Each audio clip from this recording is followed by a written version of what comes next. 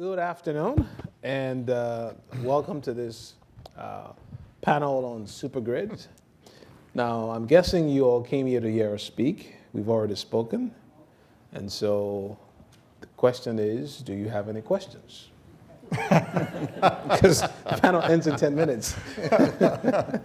No, okay, well, anyway, so my name is Lawrence Jones. I'm a Vice President for Alstom Grid, responsible for what is called utility innovations and infrastructure resilience. And the panelists here today, Brad Jones from ERCOT. Brad is the Vice President for Commercial Operations and oversees market operations at ERCOT. Also with us is Dan Oginsky, who's the Executive Vice President for the Regulated Grid Development Business for ITC, holding corporations. And also our last panelist is Phil Harris.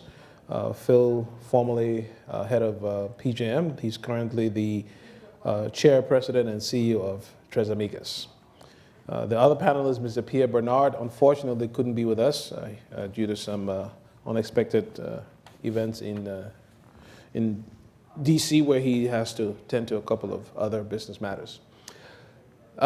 This panel on supergrid is really going to focus on how do you get bulk renewable onto the grid. And in essence, the terminology supergrid originated from Europe. And we'll probably get into the discussion when I gave a few slides that Pierre has sent me, although he can't be here. But in essence, the question we want to address today is how do you get bulk renewable from one part of the country or one part of the world, if you're outside of the US, to another part of the world, if you're interconnecting, whether it's sub-Saharan Africa or with Europe, or whether it's China being interconnected with other parts of Asia. So what I've asked each panelist to do is to take about 5 minutes, and now that we have actually a lot of time because we have another 2 hours to have our panel, because we're going to run over for an hour or two. So, but seriously, to give about a 5-6 minutes presentation about their perspective of the terminology of supergrid, what it entails, and then after that we'll get into a very lively discussion about a range of topics. So this is a small group. Feel free to ask questions. Don't hesitate. I would actually have asked everyone to come a little closer to us so we can see your faces, but it's fine. Remain where you're seated. So. Brad, you can go first, and then Dan, and then Phil, and then after that we get into the Q&A. Good, thank you. So it is a small group. It does feel like we ought to be gathering around in a small circle, doesn't it? So let me talk a bit about the issues that we see in our market, but not just here in Texas, but across the country and across the world. I think one of the things that most of you are aware of is that our system has always been developed from one end, starting with generation, moving to consumers at the other end, and transmission distribution in the middle. That is changing. That is changing largely because of solar PV, but also because here in Texas, as an example, we've got a lot of natural gas, small gas-fired generation at homes. Now, it's interesting to go back and understand why that has occurred here. What occurred back a few years ago when a hurricane took out much of Houston, much of the power supply in Houston, homeowners recognized it would be valuable to have a backup source. Many of them were out for 2 to 3 weeks in Houston. And so many customers installed these backup generators. Now, beyond the backup generators, there are larger units that are being located across the system at large commercial. And so having a strong grid to be able to tie all these pieces together is very important. Now, a lot of folks would think distribution level generation avoids the cost of transmission, avoids the cost of distribution. It's just the opposite. We're going to have better information down at that lower level to understand what's happening at those distribution level services when those generators are operating. We have to have our system awareness. We have to understand what's happening at the time. And my goal at ERCOT is for us to understand better how to identify that generation, those resources, make sure that we can remove barriers to entry for that generation resource, but also make sure that we can price it appropriately and that we can dispatch it when we need it to resolve problems. All of that means we need to have better controls over our transmission distribution and better information than we have today. Now, this situation is occurring across the world. Texas has an advantage in that, at least in this case, we're behind. And we're behind for a very good reason. The reason why the distribution level generation hasn't taken off here, solar PV in particular, is because we have an extraordinarily low price of electricity. At average of 10 cents per kilowatt hour, it is a tough business case to build solar PV. But if you look across the country, you'll see in other areas it's different. So Hawaii has always dealt with a very high price because operating as an island, it would be higher to have generation resources there and fuel them, et cetera. And so in Hawaii, their very high price has driven a lot of PV development. And that PV development has led to an interesting issue for them, one that most of the country has also been looking at. But the issue is, as customers remove some of their consumption from the grid, if the local utility has a grid-dominated, or rather consumption-dominated rate, well, when consumers are consuming less, but they still demand that backup source of power, there becomes a rate issue of how those local utilities recover their cost. Now in Germany, a very different issue. Not a very good solar market in terms of solar radiation, but a very, very attractive incentive program that they have now eliminated. But during the time that they had it in place, there was 36,000 megawatts of solar that was developed in that country. Where Germany ended up was they understood that we've got an issue there of maintaining voltage at the distribution level. They, and I think you were mentioning this, Dr. Jones, you have some experience there, they instituted control over individual homes' solar PV so that the distribution company and the ISO could actually control it when they got into a voltage situation. They could control it and turn off individual homes' solar PV. Something that here in the US, I'm not aware of. You could probably tell me, Phil, whether any of the ISOs have that level of visibility down into the production of solar PV or the control over it. I don't think anyone has either of those. Germany has that now, but they had to develop because their expansion into that realm uncovered a problem. In California, most of you know, has a different interesting problem. They have, my guess is roughly 3,000 to 4,000 megawatts of solar PV. I've heard a variety of numbers. In fact, somebody from the LA DWP told me they thought they had close to 2,000, and I asked him how he knew that, Dad, and his answer was, well, because a rainstorm came over one day, and we had about 2,000 megawatts we lost.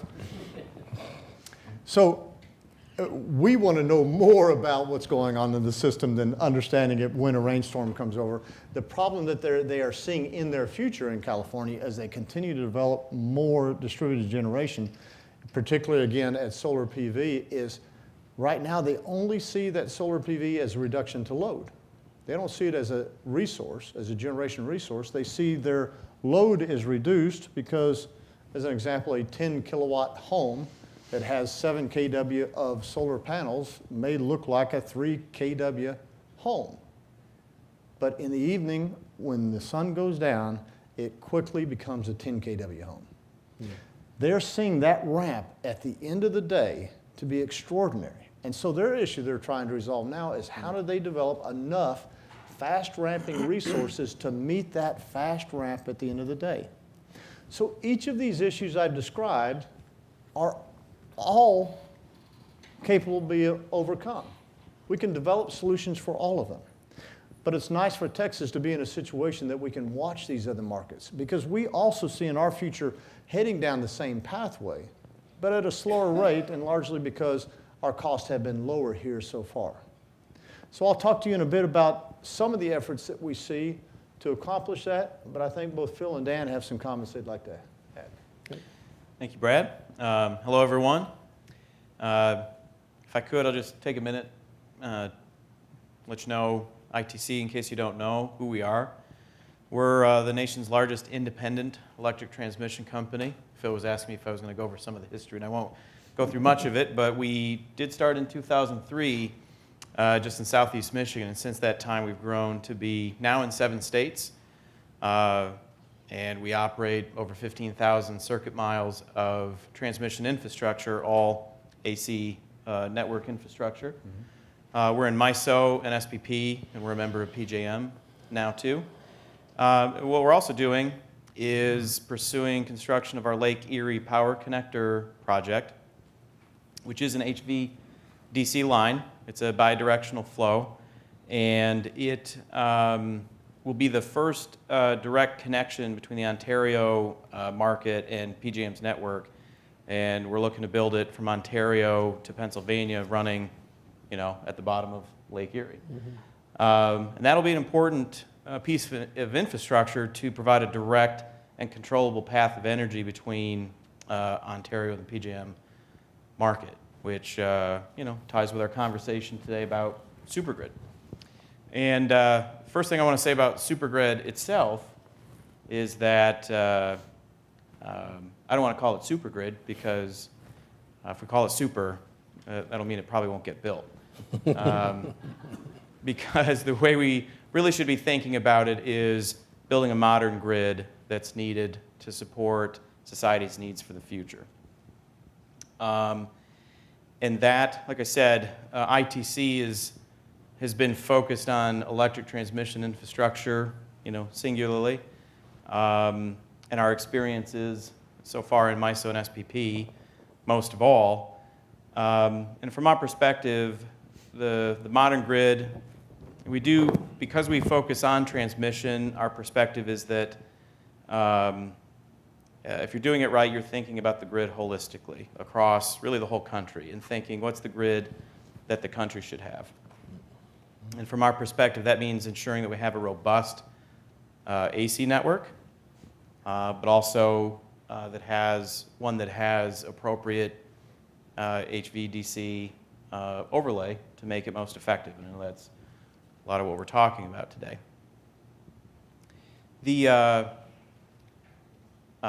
has been, increase in electric transmission investment over the last few years.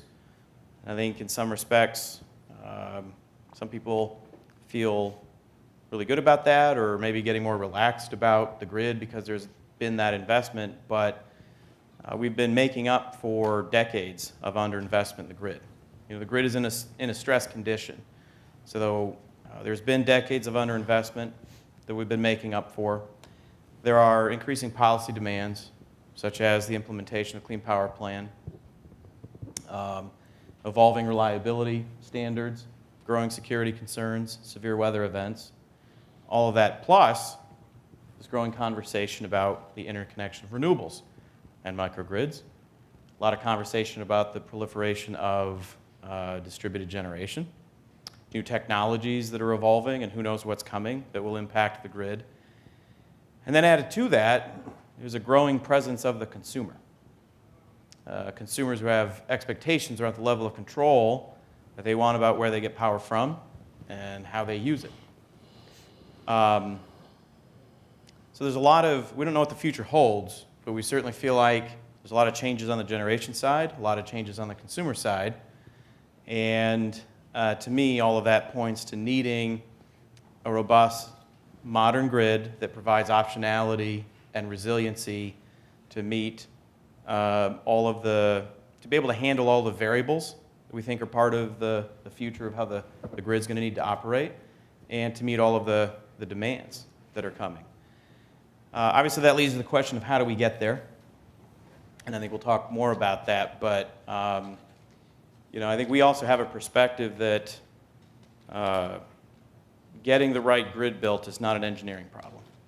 Engineers can design and people can build infrastructure, but we have a patchwork of jurisdictions at play in the regulatory processes and planning processes that traditionally are geared towards solving known problems that are more in front of us. And we really need to evolve, continue to evolve, and really, I think, from our perspective, evolve quite a bit the conversation about looking at the grid holistically across very broad regions and, planning it as a true network and for something that's going to support all of these needs that are in the future coming up. Again, that's challenging to do, but we need to kind of push on and evolve the way we plan the grid, the way we look at the grid, and evolve our conversation from right now just asking ourselves, what's the cost of building infrastructure? We need to evolve that conversation more to asking ourselves also, what's the cost of not building the grid that we need? Because there is a cost associated with that. And a lot of this conversation we're having today is about, I think, connecting regions, enabling the grid to act as a true network across broader regions. And I'll speak to, again, from our perspective, like I said, we're in MISO, SPP, we're a member of PJM. Just in the Eastern Interconnection alone, there is infrastructure that can be built to better interconnect different regions within that interconnection along the MISO PJM seam, for example, or the SPP MISO seam. But the processes, effective processes anyway, don't really exist to enable that infrastructure to get built. And that's something we need to evolve past. And like I said, a lot of the conversation we're having, we need to evolve that looking at the grid more holistically and having a sense of urgency around what's the cost of not building the grid we need. Because we know the future's coming, we don't know what it holds, we feel like there's going to be a lot of variables, and from our perspective, we need to build a modern grid that provides optionality and resiliency to be able to handle that future. Thanks, Dan. Phil? Thank you. I'll maybe bring a little bit different perspective as we talk about what the grid should be in the 21st century. Since I retired at PJM, I've been blessed with several things. One, I'm a technical innovation advisor to the Chinese government and state grid on what happens in China. So I have a little bit of perspective of what's been happening there in the past few years. Also, I've done a lot of work in Europe with Friends of the Supergrid, with several of the companies there on what's happening on the continent and also in Brazil. So if you sit back one step and say, okay, what's happening in the evolution of these synchronized electric grids that we're all familiar with, and what's moving forward in the 21st century. And let me give you a little global run through and then kind of boil it down to what's happening here, I think. If you look in China, China now recognizes they have 5 interconnections, and they also are trying to develop some massive renewable resources. But they realize they have to be able to connect these. So they've gone into an unbelievable construction program connecting with high voltage DC lines of 8 gigawatts. And these lines, they already have 5 that are over 2,000 kilometers long. Now think about that. I mean, let that soak in. That would be like Dallas, Texas, in ERCOT having 5 connections going to Los Angeles, Chicago, Miami, and New York City in existence today. And each one of those carrying 8 gigawatts of power. That's what China's done today. They have 14 others under construction. And these things are using line commutated converters. But their next level in the plan that was just approved last year, they've recognized that just building point to point isn't going to ultimately solve their problems. So they're going to voltage source converters, essentially fast acting HVDC devices. And they have a plan to effectuate those so they can connect these HVDC powerhouses and then overlay them and have them coordinated with the AC system. So that's what's happening in China. In Europe, you're seeing the same thing. In Europe, you have the advantage of you have the EU that is driving the policy, and then you have an organization called ETSO, which is the transmission owning companies in Europe. And they've got together and decided we will put the technology together and solve the problems of how to ultimately interconnect Europe. So the EU says they want certain things. They want one market, and they want to be able to have a resilient market to move their renewables. And we know the issues of resiliency, and we've seen the outages and discourse of what happens. You get wind here, solar there, et cetera, et cetera. But the thing there is that they've actually are issuing orders to effectuate this HVDC overlay. Why HVDC is because it's predictable, it's much easier to analyze when you're putting it into a system. But you ultimately, in Europe, you've got to figure out how do you connect all those DC lines together and how do they interface in with the underlying AC systems to make them effectual. And what's happening, you're going to large HVDC systems, principally voltage source converters and other fast-acting devices, and the ability to control those. So in Zpryme, a lot of working groups are now working on the control systems and other things of how do you integrate fast-acting HVDC with an overlaid AC system. So that's what's happening in Europe. That's what's happening in China. And Brazil is starting to look at that now and how to incorporate that. I think in the US, I think we're getting there, but we're getting there in spite of ourselves. And we're going to get there, I think, from a bottoms-up approach. And what are some of the drivers that I think, just that I see, looking at this perspective, that we're ultimately going to develop that same sort of network, an integrated HVDC integrated with the AC system overlay with fast-acting devices. I think one of the things is the time frame. You know, we did everything on an integrated hour, which was way, way too slow. And I was on the NERC board for 14 years, and I was constantly preaching, we got to get off the integrated hour. You know, ERCOT now settles at what, 15 minutes? 15 minutes. 15 minutes. Dispatch.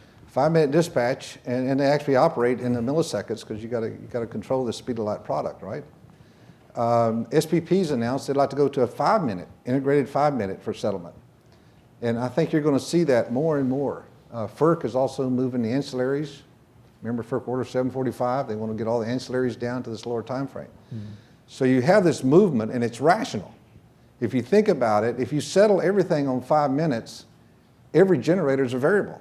Every generator is intermittent. Iron doesn't move instantaneously. So you're able to actually level the playing field between all the generation of electricity resources when you're only, just by changing the accounting.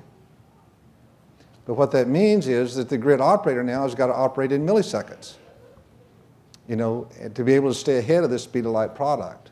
And that means software, that means math, that means the tool sets to be able to do that. We're going to be flying spaceships, not airplanes. Okay, that's where the grid's going, and it's just happening. We're not planning it, nobody stood up and said we're going to do it, but everything is going that way because it's been driven commercially. And I think that's one of the main drivers as we move ahead to the future. The other main driver, I think, is taking place is all the DR issues that are coming in. Certainly New York's REV, more and more people wanting to be more control of what they do. And what that means is that anything can happen. When you got all this stuff happening on the distribution system, I was talking to somebody from Australia last week, and they were talking about the, you know, like 15–20% of their load generation is coming from the D side. You know, it's incredible. And when it disappears, guess what happens? It disappears overnight.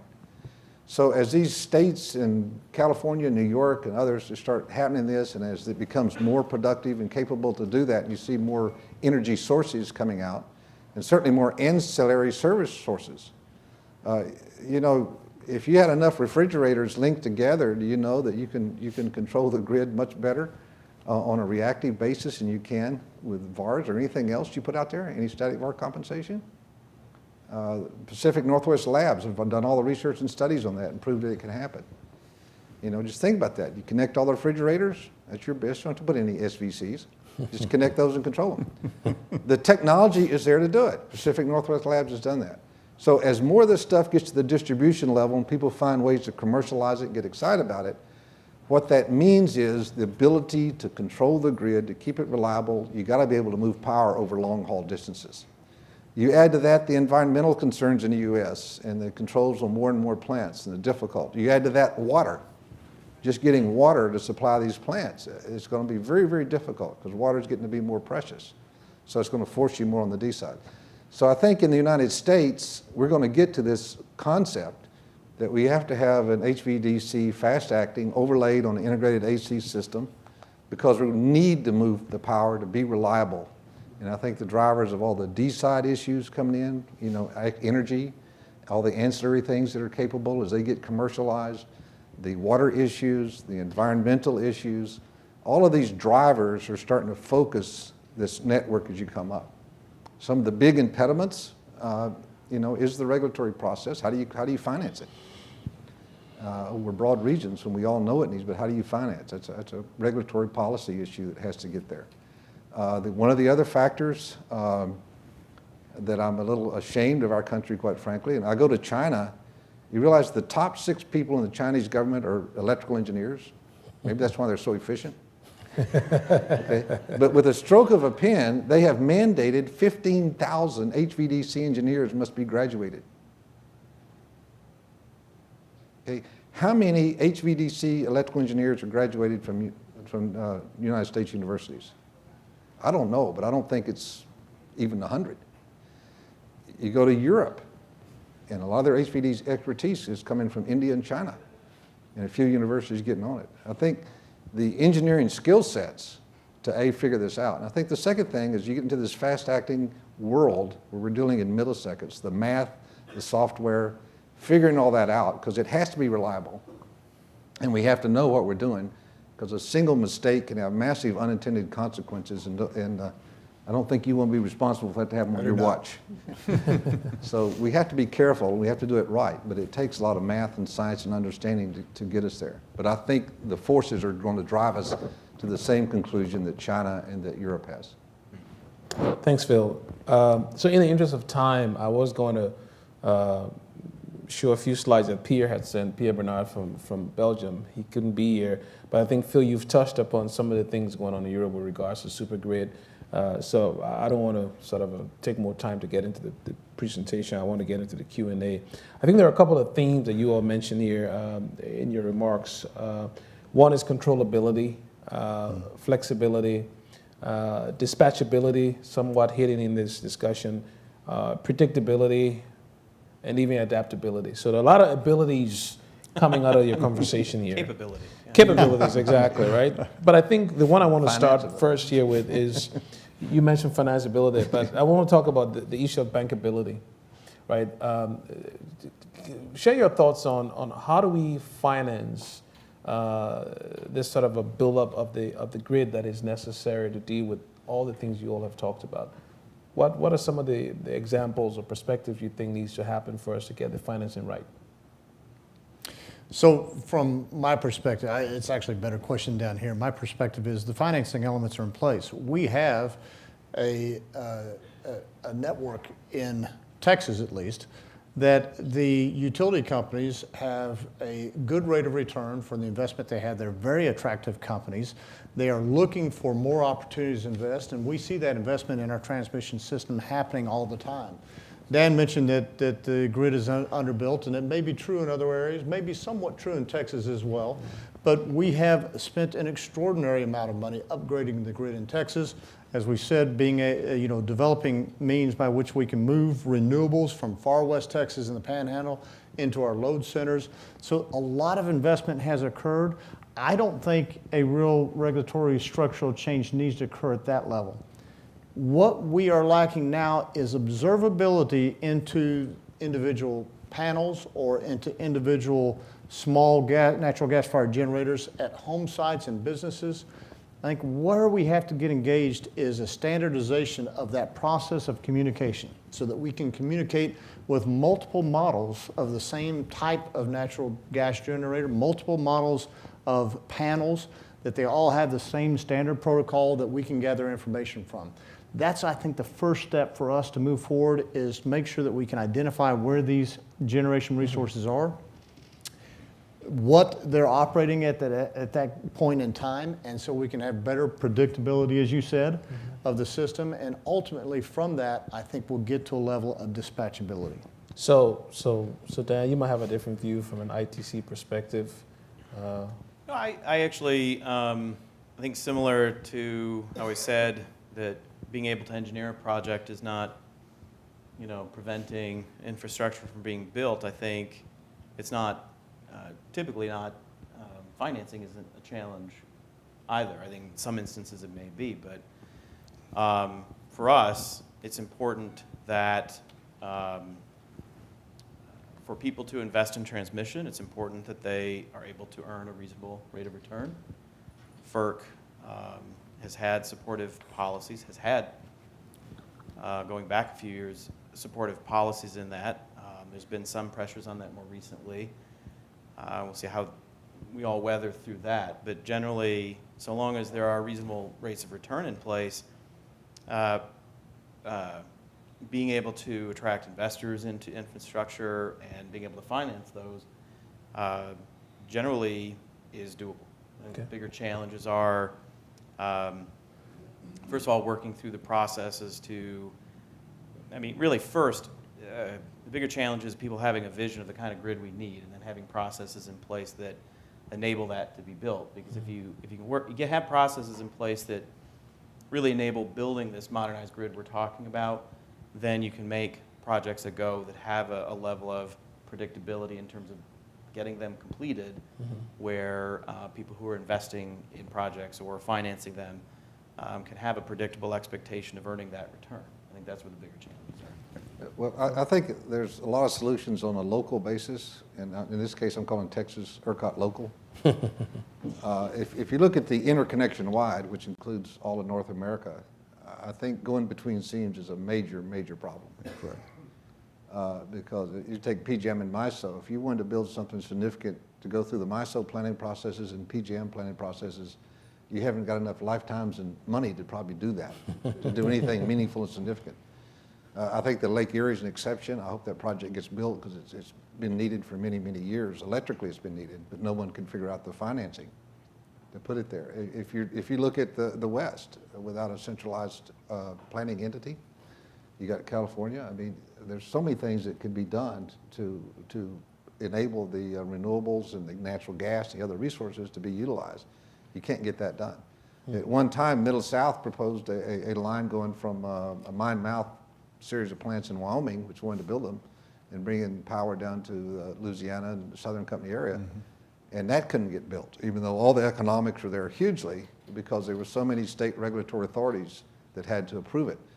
So if you do the combinations and permutations, I hadn't done it, but let's just say, you go through 2 reliability regions that you got to get approval for, and then you go through 4 states you got to get state approval for, then you get FERC you got to get approval for, and then you got 10, 20, 30, 40,000 landowners you got to get right away for.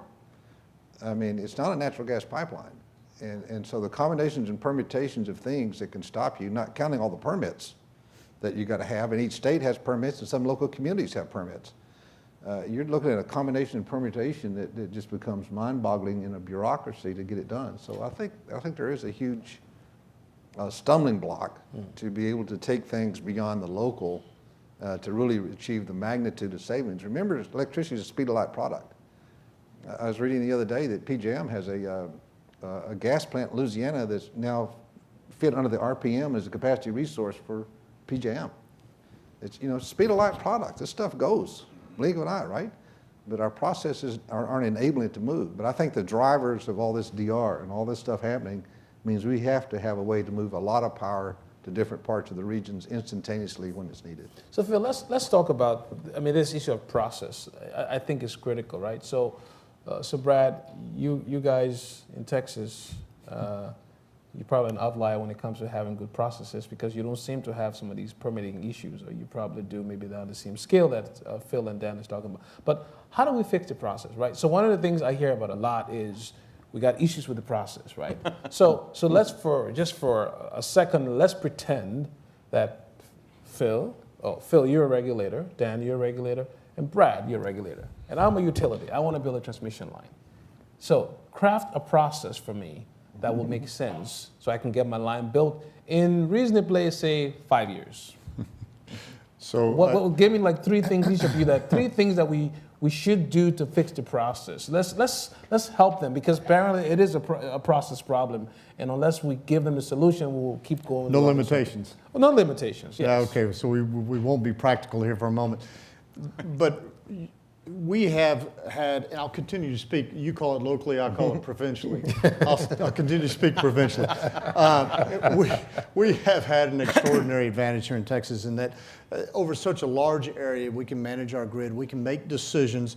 We don't necessarily have the problems of multi-state jurisdictions where we have to make sure that each state is benefited equally because of these large areas. So we had the advantage of building over $6 billion worth of transmission, essentially increasing our 345 kV lines by 50% in the last 3 years.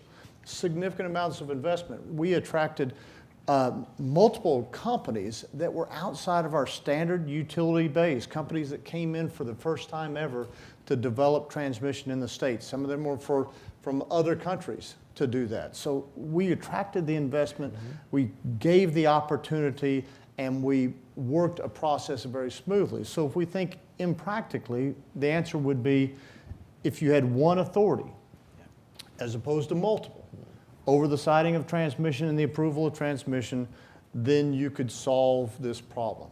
And I think that's impractical. The next step, if you say that's impractical, because no one's going to give up individual state jurisdiction over these types of issues without some federal override. If the states continue to have their individual controls, there has to be a way to share the benefits. Really what drives much of the opposition to transmission lines is one state at one end has, for example, wind power plants. They want to reach a load center 2 states away. So there are 2 states in the middle that receive no benefit, but they get transmission lines built across them nonetheless. Those 2 states will oppose those transmission lines. If we can find a way to share that benefit across those states as well, then I think we could also assist in developing a solution to this. But it's not an easy thing to do. Dan, you may have an answer for that. I think I'm in a similar place. What you call impractical, I would call challenging in terms of, but basically this. If you were to craft a solution, it would look something like, it would start with having a sense of urgency about what needs to be done. And not to say people don't have a sense of urgency about having the right grid. Those conversations go on in there, but they go on in their pockets, kind of in different, broken up places. And the challenge is that there isn't enough of a sense of urgency and enough of a bigger perspective on the grid to drive coming together, having one, more or less an authority that can say, look, our prime directive here is to build a grid that's going to support our needs for the future, in our society, and kind of drive a process that takes into account concerns and views and inputs from different stakeholders. But that's really the kind of solution that the situation cries out for, is some kind of way for people to come together, but to,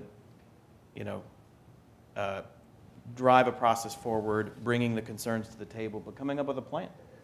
The main thing that the patchwork of jurisdictions, the way that exists, one of the main things that prevents us from doing is acting with a clear vision, acting with a clear policy that covers a broad area.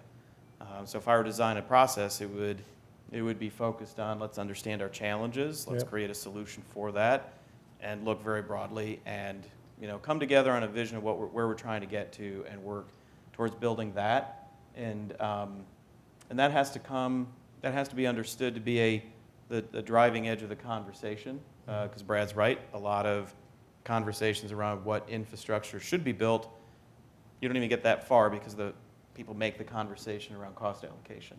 Let's talk about who's going to pay for what before we know what we're building. And that is an important issue, and yes, it needs to be understood what's the benefits of what we're trying to build, and how, who shares in those benefits, and so how is that going to be paid for. But take, for example, the SEAMs, what processes do exist around building interregional projects, or SEAMs, are really focused on cost allocation. I mean, there are plans that, there are bodies that come up with plans about infrastructure that could be built, but those kind of, they get held up really largely by a conversation around, well, who's going to pay for that, and how do you spread those costs around. So what would you add there, Phil? What would you add to the process change? I would be pessimistic for the United States, but in China you have one authority, you have a plan, and they work their plan. So they know what it is, because it's a high priority. Electricity is a high priority. Europe, as I mentioned, you have the EU, and you have the right committees now, and it took them a while to get there, but they have the right committees with authority that says this is going to be the European plan. And you have all the transmission-owning enterprises in Europe under ETSO, which they get together, and their idea is, how do we solve technically to meet the European plan? If you look at the United States, we don't have any organization that takes every enterprise that owns transmission to get together and say, how do we collectively solve the problems to build transmission to make the markets work? I mean, that would be the equivalent in the US. So I agree, we don't have a single decision-making authority that can focus this. So, and we're all parochial. The other thing, energy, in particular electric energy, is not a high political priority for the reasons that were mentioned. In certain areas, electricity is reasonable as a price, so it's not a big issue. We're very asymmetric. So without it being a national priority that somebody running for president wants to say we need to solve this with a 5-year plan and we want all the states to agree to it, I think we're going to be left dealing with it. I think what that means, we'll see some point-to-point being built. You'll see some more AC done, and there's always going to be a role for large bulk AC lines. And we'll just kind of gimp along, but I think the forces are going to push it along from the bottom up in the U.S., not top down. So Phil, so one of the things you just mentioned, so you know, the patchwork of jurisdiction we have in the U.S., right? So you got 29 members, 26 member states in the EU. They've been able to find some way to reach some sort of a consensus, right? Yeah. Right. So, and I'll maybe open up for 1 or 2 questions before we close with the final question here. But the thing I'm hearing here regarding this issue of the patchwork and what you have in Texas, Brad, is consensus building, right? Mm-hmm. And I know that I live in Washington, D.C., and so I know that the word consensus is perhaps not analogous with Washington, D.C., but how do we get to a point, if you think 5-10 years, if we don't find a way to reach consensus around these big issues? There is going to be a generational shift over the next 5 to 10 years. We'll have new engineers coming in. We'll have new regulators. Are we going to perpetuate this problem into the next decade, or how do we get us to disagree, but still find ways to reach consensus on very key issues? How do we tackle that? Obviously that's a tough one. Unfortunately, people react. You notice Phil and I didn't start up on that. It's well, it'd be interesting to hear. I mean, none of us are. You got it now, Dan. Roll. Yeah. Well, I was going to say, Phil's referenced the Chinese model. Obviously, we're not going to do that, but. I told Phil not to make it sound too good in China.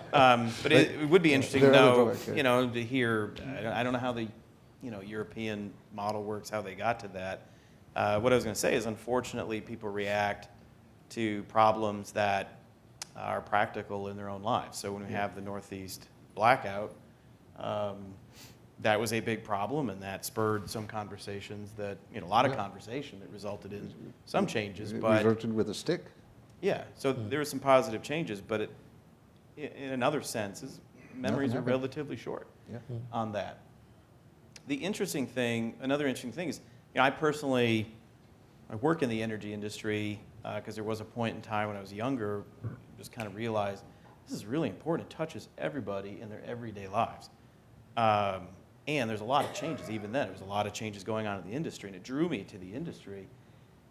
I think the challenge we have is that everyone knows how important, well, they feel how important electricity is in their lives because it enables them to do, run their life.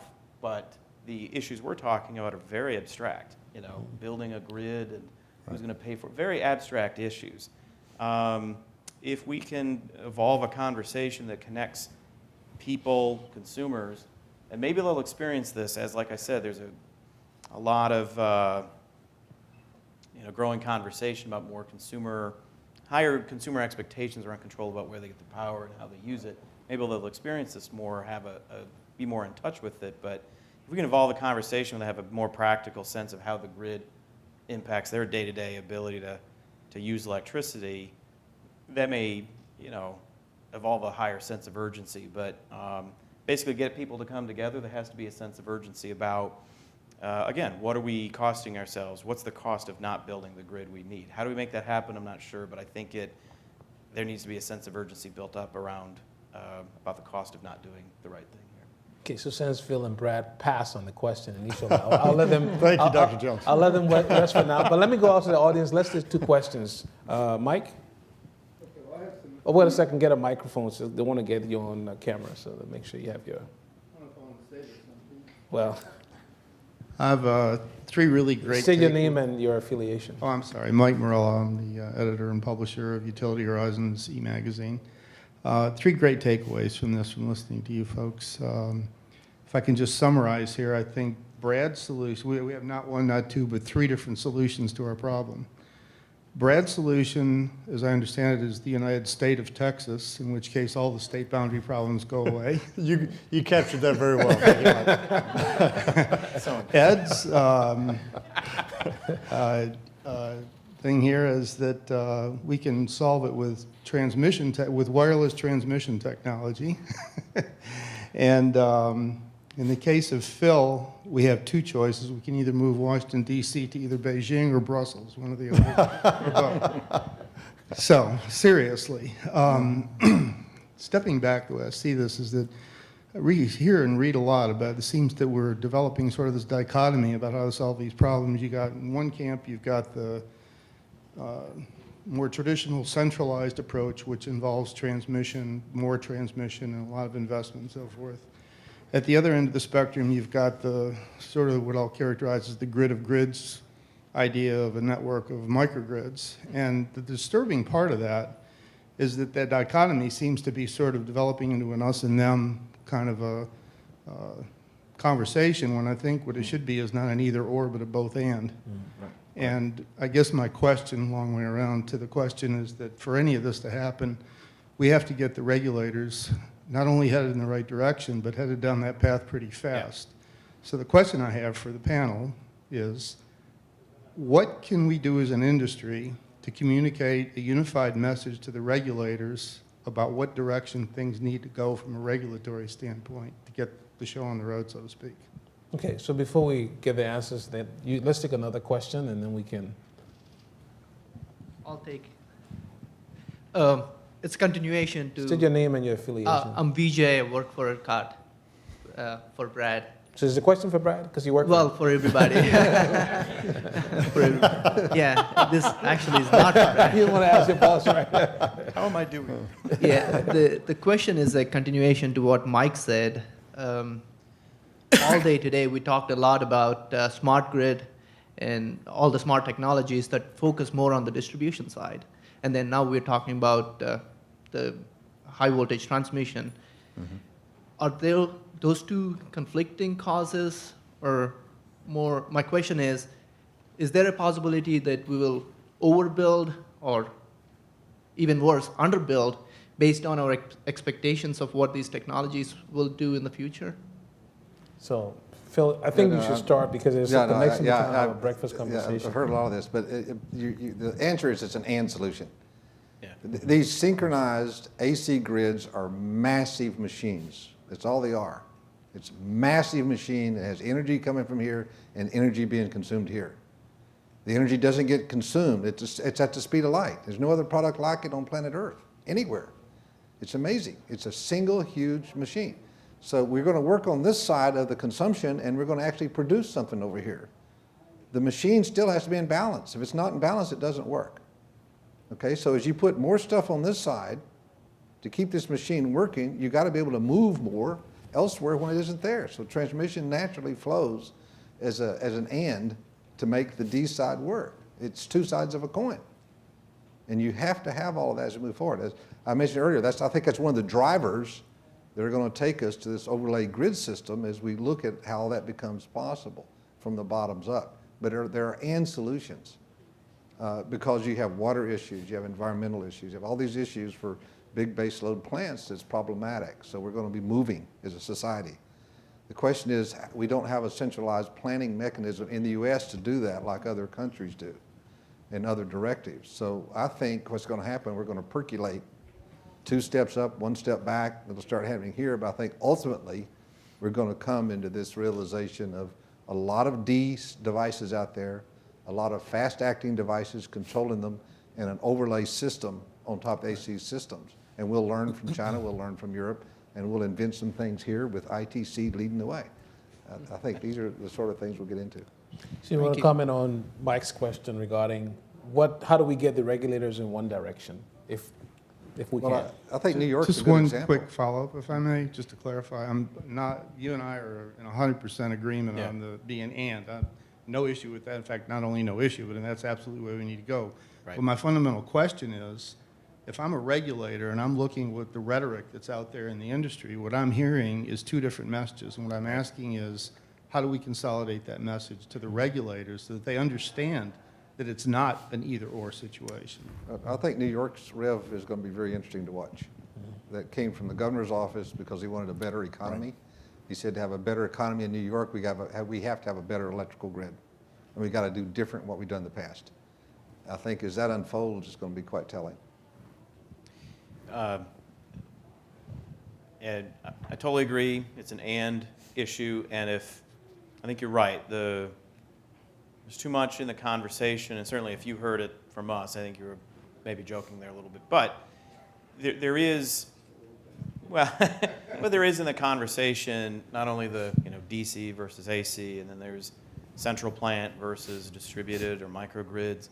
I think the main point of what I wanted to convey too is that it's really an and solution, and the kind of grid we need is one that provides optionality and resiliency to be able to handle how this future unfolds. Because the truth is we don't know. There's a lot of talk about these issues, but we don't know how they're going to unfold, and we need to build a grid that gives you optionality and resiliency to be able to handle those changes. How to communicate that to regulators? First of all, given that premise that there's, if we're lost in if the conversation is focused on should it be this way of doing it versus that, then we're not being as effective as we should be. So obviously, you're right. We need to start with honing in and focusing our message about building the right grid to support an unknown future, and that's going to mean needing to act with vision and bringing people together to create and fulfill that vision. And then we're going to need to be working day by day with regulators to help advance and evolve that conversation. And in many instances, we're working with a statutory framework too that was built in the 1920s and 1930s that's quite outdated at this point. And we're dealing in a paradigm where we're saying let's build the grid of the future, but we, and I mean this with respect and a realistic view of what regulators, what their responsibilities are. They're dealing with a statutory framework that essentially tells them, make sure the utilities aren't making too much money and let's only fix the problems that we know are for sure problems. There's a disconnect there, and we need to really work to continue to evolve that conversation to again, and we need to better articulate this. What's the cost of not building the grid we need? So in case you just came in, this is the super grid panel. We're almost done. We started late, but we wanted to give those who waited enough for this panel to have the chance to ask their questions. So we're going to be wrapping up here shortly. But I don't know if you want to comment on that or you want me to go to my closing question. Well, first, Phil is right, and Dan is right. so I can cover that. Here in the Republic of Texas, we can speak about that as well. So in New York, I think absolutely right. Point to your question is you need a vision, and you need a vision that's agreed upon by many stakeholders. And so they're working on that vision now in New York, and it's an incredible effort. I know you said you were involved in it yourself. It will take some time to develop. Here in Texas, we are working the vision from within ERCOT, and we are working that vision and hope to begin to bring people around our thoughts about it. It is different than the direction that the REV is going, but primarily because where the REV direction is to say that there's a lot of interaction that comes from the distribution side. And I believe a lot of that is driven because they are looking for the distribution companies to help drive those resources, to market those resources. And in Texas, we have an incredible army of marketers that deal directly with commercials and residential customers. And so we don't necessarily need that bottoms-up type approach. So we're looking at ways, as I said before, that we can identify where those resources are, how we can utilize them, how we can dispatch them, and ultimately, most importantly to me, is how we can give them the right value, how we can price them. So those are the elements we're looking at. We think we can do that from a top-down structure rather than a bottom-up, as I see most of the rev. So the final question. Sorry, we got to take one last question from me to end the panel here. And this is sort of, I think, an easy one. At least I hope it is. So we hear a lot about transmission. So I'm assuming everyone here loves transmission. Is anyone here who doesn't love transmission? Raise your hand. There's no one here. So everyone loves transmission. We're home. Transmission is good. But help us end this panel by just giving your thoughts on the issue of affordability. Everyone talks about affordability. Electricity should be affordable. Yet and still, well, we say it's the most valuable commodity. And so how do we reconcile the fact that we have the most important commodity, yet and still we're being told to lower the cost, make it cheap, make it cheap, make it cheap? What do we need to do to communicate value about electricity so that it doesn't become a cost issue, but more of a value issue? Your quick thoughts to wrap things up. Well, I think we made a huge mistake in 1992. We didn't separate transmission from the grid. Transmission is not priced in and of itself. It's not incentivized in and of itself. It's bundled either with a generator or other resources. And since it's not its own profit center, its own business, you're not going to be able to optimize it and bring value, because transmission is actually less than 6% or 5% of the customer's bill. But you don't see it because it's blended with everything else. I think that was a huge mistake in this nation. We didn't do that. But that's what we have. Areas where you've actually separated that, you get much more significance. You're able to make much more sound decisions and to be able to actually look at transmission and see what it brings as a value add to society and to the grid in and of itself. Okay, Dan, last, and Brett, go ahead. Sure. Electricity needs to be affordable, absolutely. Like I said earlier, I don't know exactly how to do this, but if we can connect, what electricity means in people's daily lives practically and draw the connection to having the right grid, that will help. I think a point that we need to be clear about, that we can be speaking to people about, is understanding the difference between, I don't know if there's a difference, but cost and value are not exactly the same concept, and we need to focus more on value. Okay. Like I said, what's the cost of not building the right grid? The process that we have in place are about what's it going to cost us right now to build this infrastructure, and can we identify known benefits that are going to occur right now or in the short term. That's really limiting our thinking, and we need to articulate better what's the cost of not having the right grid in place. We end up spending more money over time to react to changing market conditions and storm events and other things that happen to the grid. Those end up costing more money over the longer term because you're having to react to those in shorter time frames, as opposed to having a resilient grid in place that can handle changes over time. I think we need to focus on value. So Brad, as the host, Thank you very much. closing thoughts. Thank you for adding that to me. As a commodity that improves people's lives, we have to make it available, and we have to make it available at as best possible cost as we can. But I do believe that where we look to develop transmission, we do that. We look at ways that we can develop transmission that will keep it reliable and keep it available and keep the cost down as much as possible. So I think we keep that focus on cost throughout. You talked about getting to a value proposition. If we ever priced electricity at what it's worth, I don't think then it's affordable for all. So I think we have to focus on cost. We have to keep those prices down. And our focus should be on reliability and ensuring that the economics are done in the best possible way to bring that value to customers at as low a possible cost. Great. So please join me in thanking Brad, Dan, and Phil for an excellent panel. Thank you all for coming. And Thank you.